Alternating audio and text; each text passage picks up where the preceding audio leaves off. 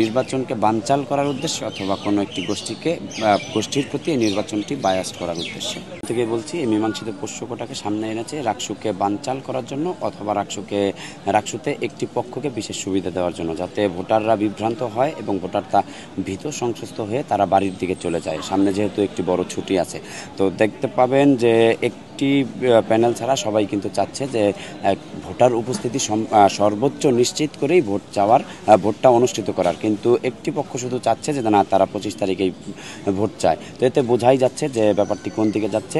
আমরা বাংলাদেশ জাতীয়তাবাদী ছাত্রদল আমরা চাই সর্বোচ্চ ভোটার উপস্থিতি নিয়ে একটি গ্রহণযোগ্য, সুষ্ঠু এবং বিতর্ক মুক্ত একটি নির্বাচন যাতে অনুষ্ঠিত হয়। নির্বাচন কমিশনের কাছে আহ্বান জানাবো যে আপনারা ব্যর্থ হবেন যদি 25 তারিখে নির্বাচন হয়, তো আপনারা ব্যাপারটি বিবেচনা করুন, সর্বোচ্চ ভোট নিশ্চিত করে, ভোটার উপস্থিতি নিশ্চিত করে তারপর আপনার নির্বাচনটি অনুষ্ঠিত করুন। আপনারা জানেন এখন থেকে ঠিক 48 ঘন্টা আগে যেই একটি উৎসব মুখর পরিবেশ ছিল, ভোটারদের আনাগোনা ছিল, প্রার্থীদের আনাগোনা ছিল, আপনারা ক্যাম্পাস ঘুরছেন দেখছেন, সেটি কিন্তু নেই। ক্যাম্পাস কিন্তু প্রায় খালি।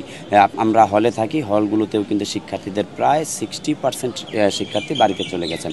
তো পোষ্যকোটা নিয়ে এই ইস্যুটি আসার আগে শিক্ষার্থীরা কিন্তু উৎফুল্ল ছিল 25 তারিখে রাকসু নির্বাচন হবে। সেক্ষেত্রে আমরাও কিন্তু চাচ্ছিলাম, আমরাও আশাবাদী যে বাংলাদেশ জাতীয়তাবাদী ছাত্রদল মনোনীত ঐক্যবদ্ধ নতুন প্রজন্ম প্যানেলটি আমরা নিরঙ্কুশভাবে জয়লাভ করব। সুতরাং আমরাও মুখিয়ে আছি কখন নির্বাচন হবে।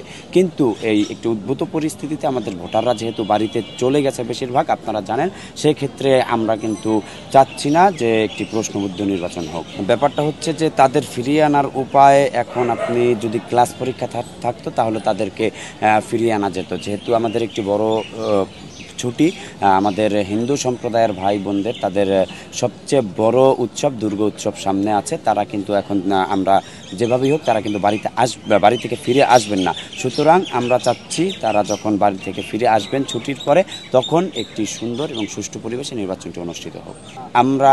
আপনারা খোঁজ নিলে জানতে পারবেন 25 তারিখে নির্বাচনের ডেট দেওয়ার সাথে সাথেই কিন্তু আমরা বাংলাদেশ জাতীয়তাবাদী ছাত্রদল আমরা স্টেটমেন্ট দিয়েছিলাম, আমরা স্মারকলিপি দিয়েছিলাম যে এই সময় কিন্তু আমাদের নির্বাচন অনুষ্ঠিত হলে আমাদের, বিশেষ করে আমাদের যে হিন্দু গোষ্ঠী আছে, আমার ভাই বোনেরা কিন্তু তারা থাকবেন না, কারণ স্বাভাবিকভাবেই তাদের বছরের একটি বড় উৎসব, তারা এটিকে পরিবার নিয়ে উদযাপন করবেন।